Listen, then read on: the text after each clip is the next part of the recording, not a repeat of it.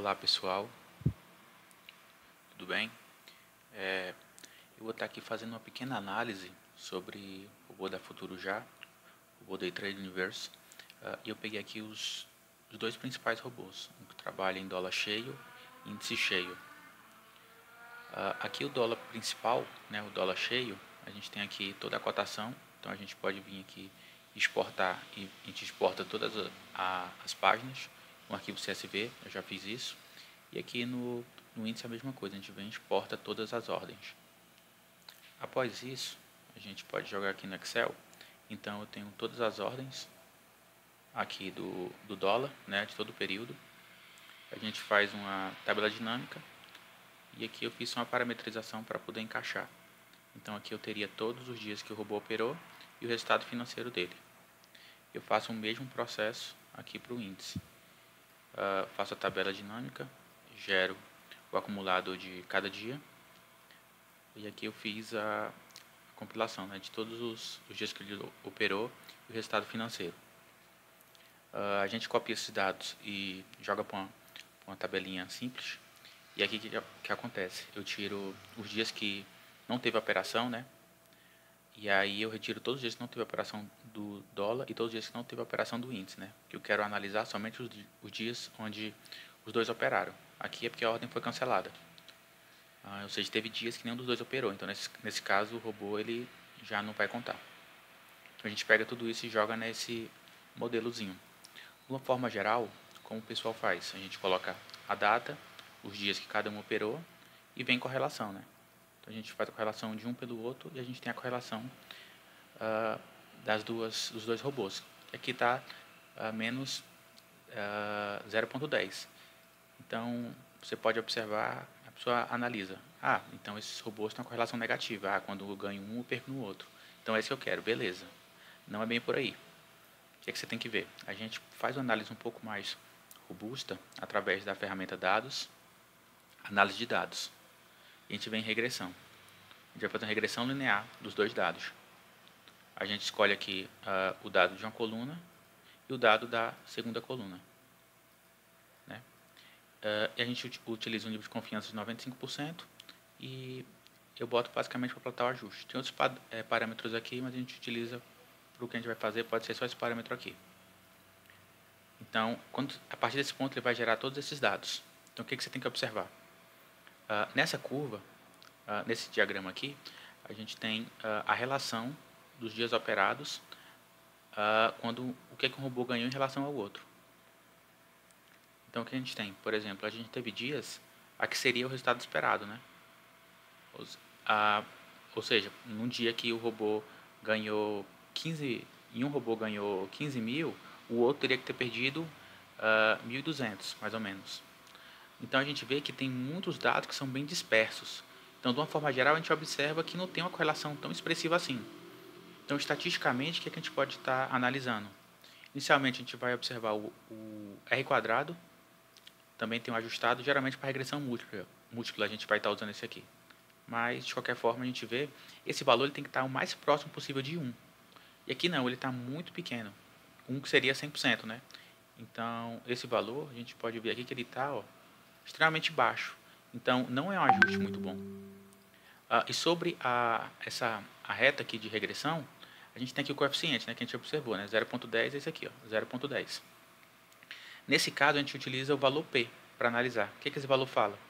Geralmente ele vem em forma de número, né? Ele vem assim. Esse valor, ele tem que ser, o ideal é que ele seja no máximo de 5%. E a gente observa aqui o quê? Que ele está a 16 e 15%. Ou seja, essa reta gerada, ela não tem uma representação estatística tão boa. Então, apesar dessa correlação existir, qualquer dado que você colocar, ele vai calcular uma correlação. Então, essa correlação, ela não tem um significado muito bom estatístico, que também é observado pelo R quadrado. Então, sempre que você quiser analisar um robô, você tem que ver esses parâmetros. Outra coisa muito importante é o quê? É o resíduo estatístico. O que é o resíduo estatístico? É basicamente o seguinte, ele observa o quê? A média do meu modelo era para estar por aqui. Então, a gente espera que o erro estatístico esteja aqui nessa faixa, nessa zona. Então, a gente utiliza de que forma? A gente pode usar o desvio padrão. Tem uma relação com variância, aí puxa um pouquinho para o lado estatístico. Então, de uma forma geral, o quê? Aqui é o resultado previsto, né, e o resíduo. Ou seja, o que foi que errou. Então, ele previu esse valor e deu quanto? Deu menos 451. Aqui ele previu 417 deu quanto? 832. E por aí vai. Então, a média de desvio padrão é isso aqui. Ou seja, ele está errando na faixa de 251 reais, seria. Então, a gente pode estar colocando um parâmetro principal, que seria 2 vezes o desvio padrão positivo ou negativamente, que isso representaria um espaço amostral de 95% de todas as minhas operações. Quer dizer o quê? Que, em média, todas as operações que eu fizer, 95% tem que cair aqui dentro. Ou seja, do intervalo de, aqui mais ou menos, né, 500 a menos 500, ou seja, daqui para cá. E a gente vê que esse dado ele não fica dentro, então ele fica muito próximo aqui do desvio e muitas vezes ele sai de 2 vezes o desvio padrão. Então isso aqui também é outra informação que a gente vê que esses dois robôs não têm uma correlação direta. Entendem? Como se a gente observar um dado que a gente usa como long short, que é a compra de um ativo por outro, eu tenho outra tabela aqui de exemplo, isso aqui seria o resultado esperado, que é o quê? Agora, aqui é um caso de L-Rent e BR-Malls. Uma operação long short que eu fiz há um tempinho atrás. Nesse caso, o que acontece? Vamos dizer que se fosse o lucro do robô. Ou seja, sempre quando um robô tem um lucro, eu espero que o outro tenha um lucro ou prejuízo parecido. Então, a gente vê que esses dois ativos, eles têm uma relação direta. Sempre quando um sobe, o outro sobe um pouquinho. Então, eles têm essa correlação aqui. E a gente vê a correlação de 95%, que está aqui, ó, o R quadrado, né? 92, 95. Aqui que seria o principal. Então, o R quadrado é muito bom. Está aqui 92, né? 0,92%. Esse R quadrado aponta que minha curva está bem ajustada. Como é que eu posso ver também? Aqui pelo valor P. Então, esse valor P está aqui no infinito, né? Próximo de zero. Então, realmente, esse coeficiente que ele encontrou de correlação para essa reta é muito bom. E aqui a gente tem o dado de regressão.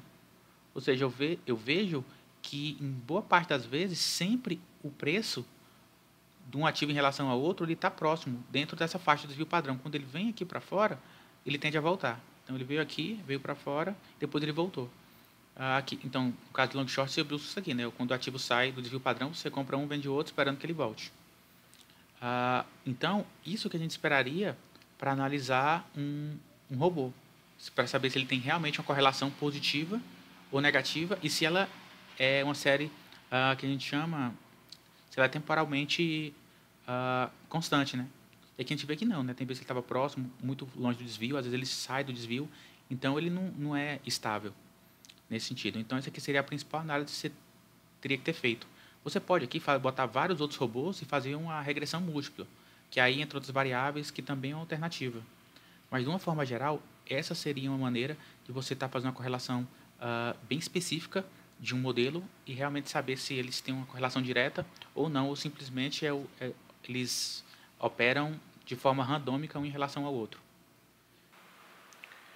Então, só complementando um pouquinho mais, a partir dessa análise, não quer dizer necessariamente que, por não ter correlação, que pode ser ruim. Dessa forma, a gente pode observar esse exemplo. O que a gente observa? Aqui eu botei, né, todo o ganho acumulado do dólar, né, a partir do dia 8/7/2019 e do índice. Né? E aqui a gente fez os ganhos por dia, né, e aqui o ganho acumulado de cada um deles. E aqui eu observei o drawdown de cada um dos, aqui seria o do dólar e aqui o do índice. Então, o que a gente observa? De uma forma geral, para um capital de 15 mil, a gente chegou a ter um drawdown diário, né, no índice de 38% e do dólar de 97%. É um drawdown muito alto. Se você for olhar lá na plataforma da Smart Put, você vai ver que também o valor financeiro foi relativamente alto, né? Porque ele iniciou, por exemplo, no caso do dólar, ele iniciou com um valor aqui de 15 mil, subiu e teve essa grande queda, aqui como exemplo.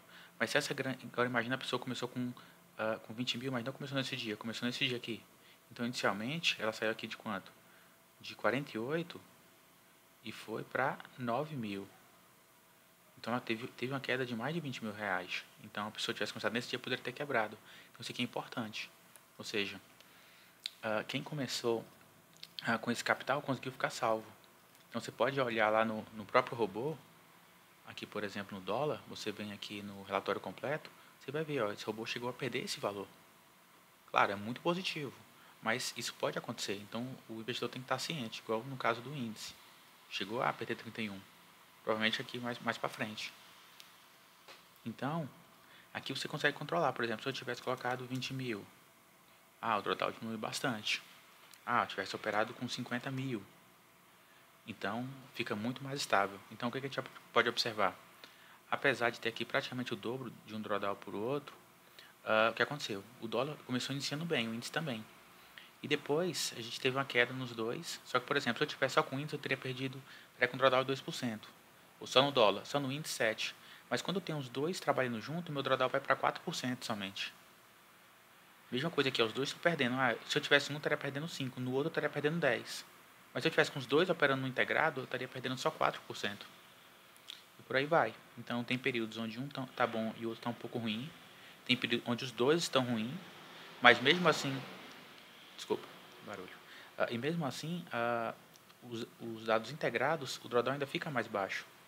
E esses robôs podem passar por alguns períodos negativos, né? E aí depois, aqui continuou negativo, aqui foi melhorando um pouquinho. E aí ele segue. Teve períodos bem, né? Continuaram muito negativo, né? Quase que não, ficou meio de lado. E o outro robô operou muito pouco do índice, então ficou meio de lado. Então pelo menos segurou um pouco. Teve um pequeno aumento aqui de capital.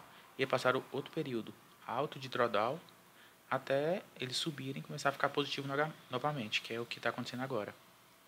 Agora, a curva de capital conjunta, a gente vê que esses períodos são muito mais estáveis, né, quando a gente trabalha com os dois robôs juntos. Onde a gente tem um período bem curto aqui, comparação aqui, 10, 15, aqui não, chegou a 6%. Um período bem mais positivo. Aqui o negativo é muito mais suave, né, chegou a 20, 17. Apesar de ter ficado um longo período negativo, mas ainda foi muito mais suave comparado com os dois, com um deles trabalhado de forma unitária. E aqui a gente teria o resultado final. Em gráfico a gente consegue observar também, a gente tem aqui o dólar e o índice, né? Então, por exemplo, nesse período que o dólar estava caindo, o índice segurou um pouco. Então a gente teria tido uma neutralidade, como a gente observa aqui. Nesse gráfico aqui a gente observa também, a gente teria aqui o dólar, né? E aqui em cima o índice. E aqui seria a curva acumulada dos dois, né? Se estivesse operando com os dois em conjunto. Então, de certa forma, às vezes estar operando com dois robôs, ou até mais, pode ter uma relação bem positiva, onde a gente sairia de um drawdown talvez de 26 só com índice e 56 só com dólar, para um drawdown de no máximo de 27% para esse capital aplicado. E aqui você pode trocar, colocar o valor que você achar mais interessante e ver aqui como é que teria respondido nesse período. Então acho que era isso, pessoal. Qualquer dúvida eu estou à disposição, e aqui você pode testar com outros robôs, né? Por exemplo, e aí ver qual é que vai ter uma relação melhor em um período que um foi ruim, se o outro foi bom, e usar os parâmetros de estatística que a gente observou para tentar metrificar um pouco melhor de que forma isso pode ser feito. Espero ter ajudado, pessoal. Qualquer dúvida eu estou à disposição. Deixa um like, tem um comentário, qualquer dúvida que tiver, se inscreva no canal, se possível. Abraço.